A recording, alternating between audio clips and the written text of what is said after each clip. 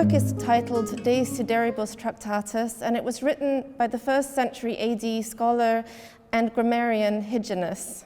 The text is a compendium about the stars. It combines the illustrations of the stars with the mythologies of them. It's an 80-page volume, and most of the beginning is just text. And it starts off about on page 40 with some of the illustrations. Hyginus was very interested in the mythologies of the stars, and so we get images here of different gods and different constellations that they could see, and then the stories that are associated with them. This is the lyre, then there's the swan.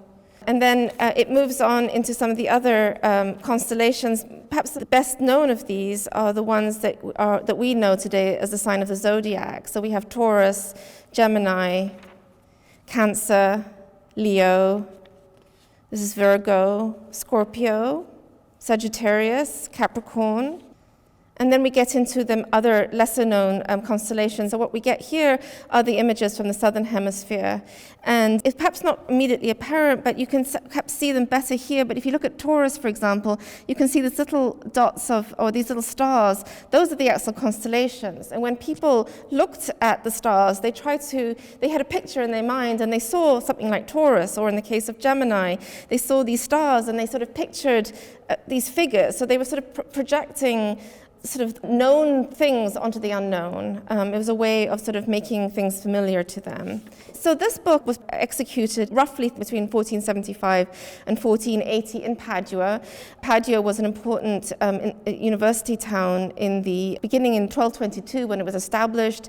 It became known for medicine, astronomy, physics, and people as famous as Galileo taught there, Copernicus studied there. And so it's no accident that a work like this, which is about the stars, right, it's about astronomy, should have come out of a place like Padua. The book is a manuscript. It's literally handwritten by a scribe who we've been able to identify. His name is Francesco Buzzaccarini. And the artist, there are a couple of artists involved in it, but the most famous of them is somebody called Giovanni Vendramin.